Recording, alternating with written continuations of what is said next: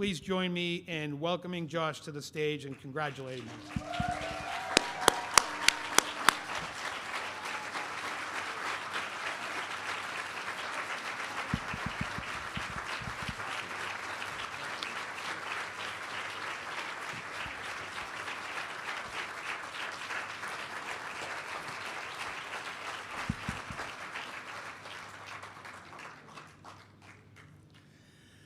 Well, I don't know which is more embarrassing, the video or the fact that Anthony figured out why we had lunch meetings.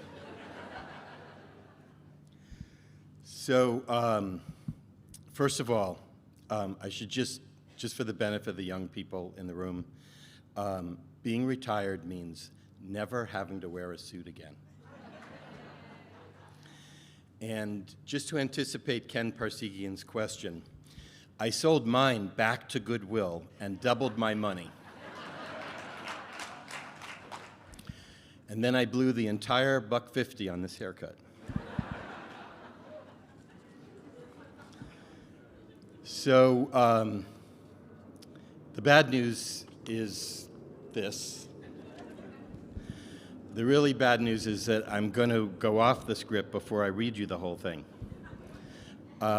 Because if I was more humble, I wouldn't bother with it because you've just seen every reason why this has been a wonderful 30 years for me.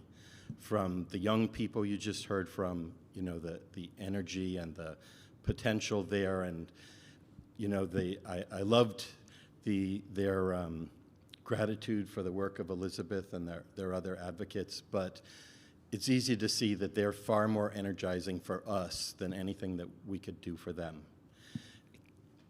And all the other advocates that you got a chance to see, and being able to work with partners like Mia and Peter, you know, it's really been a fantastic time for me. But I'm still going to read you my speech. So, in 1985, I was enjoying the extended adolescence that is the birthright of wealthy white boys in America. But my parents were starting to hint that perhaps one could be a job-free rock and roller for only so long. And I had no idea how to do anything else. So a couple of my friends actually had no uncertainty about it. They told me to go to law school and become a public defender. So I did. And in 1992, I was approached by an acquaintance, Jay Blitzman, with a wacky idea.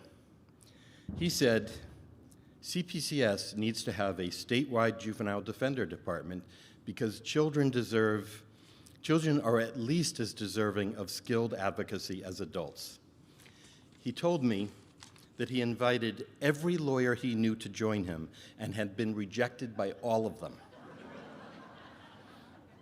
He said he didn't want me to feel any pressure, but if I also rejected him, he would die sad and alone. 30 years later, see, I had you worried there about the years, didn't I? 30 years later, CPCS has a statewide youth advocacy division. The Massachusetts juvenile incarceration rate has declined by 90%.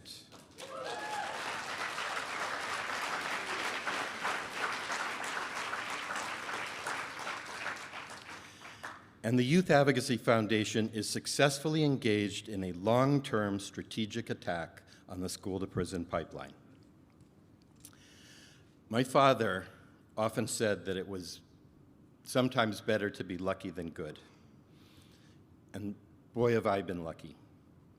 From my family to my friends to the opportunities I've had, including the opportunity to be a juvenile defender, and specifically to do it in this last 30 years, I really couldn't have got much luckier. You could write a book about juvenile justice and juvenile defense reforms of the last 30 years. In fact, Jeremy Cohn has written that book. So I won't take up your time with all the details tonight. I would just like to reflect on some aspects of that time that were particularly meaningful to me. As I describe some of what happened, I want to be clear that I'm not claiming that CPCS, YAD, or I invented or had sole responsibility for anything. But a few things worked out well, and I confess to taking some satisfaction in that. I don't think any state rode the fourth wave of juvenile justice reform as well as Massachusetts. Using a youth development approach and spurred on by Lael Chester's persistent and supportive advocacy, our Department of Youth Services and the Mass Probation Service established themselves as the most effective and forward-thinking entities of their kind in the country. Young people aging out of DYS now request to be allowed to continue to work with their caseworkers. And Massachusetts probationers have the highest success rate in the country. Those things don't happen by accident. For me, it was such a stroke of good luck to be able to work with Lael, with Peter Forbes, and Ed Dohan. We were an unusual team. I doubt I could ever quantify how much I learned from each of them about juvenile justice, fairness, and leadership. I take nearly as much pride in their success as I take in the evolution of YAD and CPCS.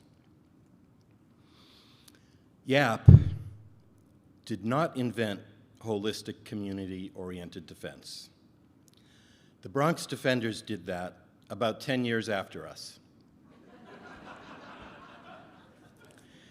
Seriously, no one invented this stuff. For as long as there have been advocates, people have recognized the intersectionality of the law, society, and our clients' lives. However, I do think we did it particularly well. When we combined Jay's vision with Christine's thoughtful social work, Andrea's gift for community organizing, and Ann Tobey's mastery of the science of adolescent development, an enhanced model for juvenile defense took shape. It remains the foundation for our approach today. Like DYS and probation, we adopted the youth development approach that we learned from Mo and LJ, Glenn Daly and John Zaff. I don't believe there's a juvenile defender organization in the country with our ability to provide consistently comprehensive, community-oriented, trauma-responsive, culturally humble, zealous advocacy with a highly skilled and motivated interdisciplinary team, including both staff and private assigned counsel. Now, to be clear, Priscilla, Afton, Claudia, Melanie, Marlise, Erica, and now Ducci haven't let me near that team in years. But I can still revel in their success. It's not just juvenile defense that changed.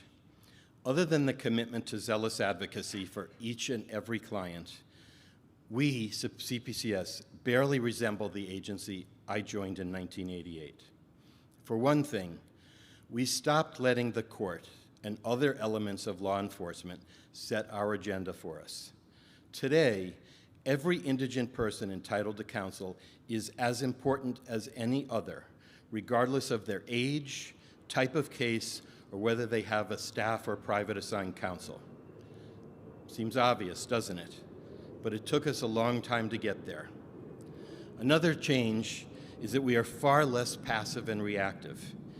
Anthony Benedetti has inspired a culture in which we have embraced our responsibility not just to our individual clients of today, but to the communities from which our future clients will be drawn. The courts, law enforcement, and corrections are dependent on harvesting black men to keep their employment and power.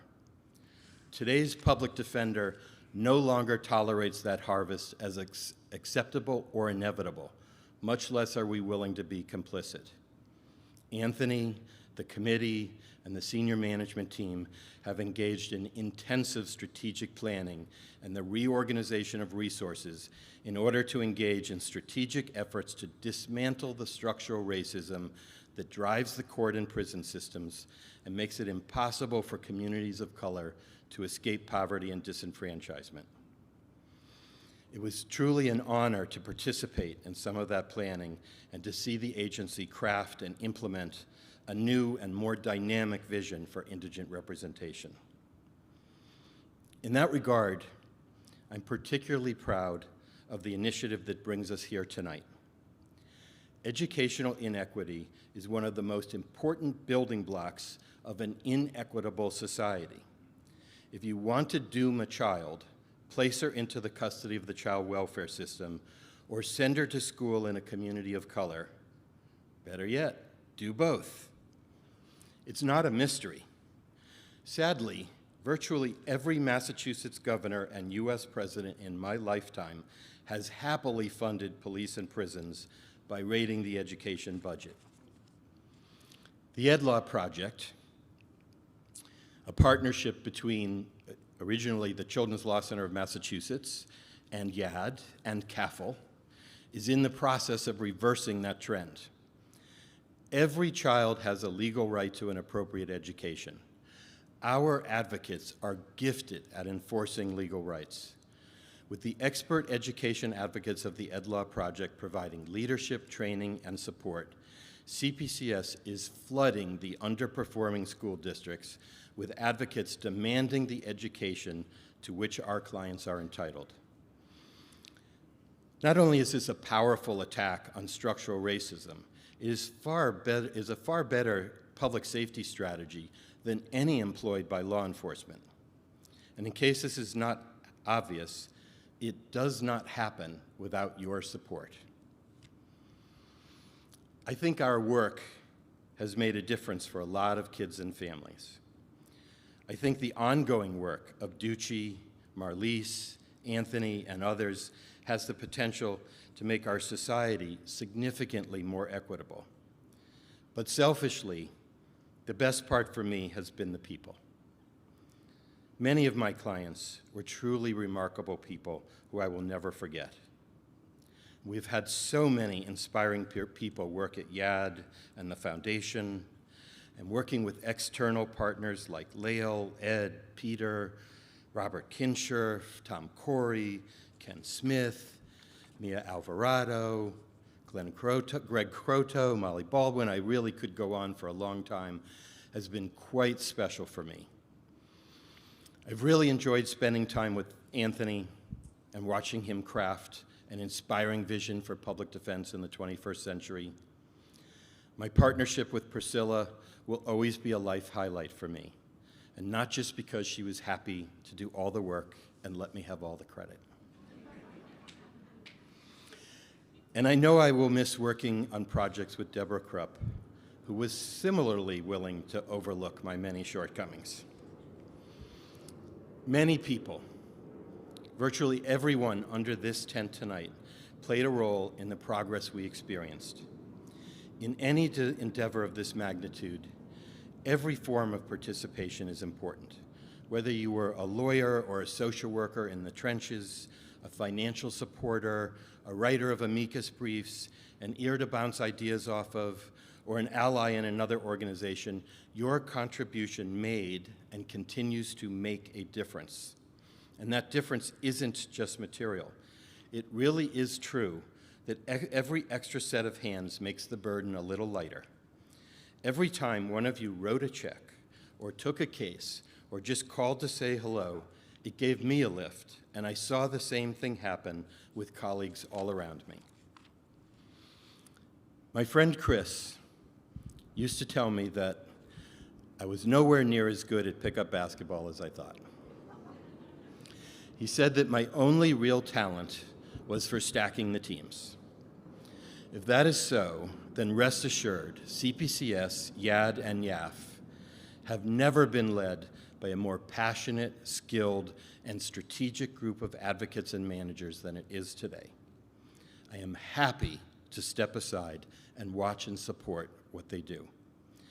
I only wish that the other so-called leaders in my generation around the country and around the world would do the same.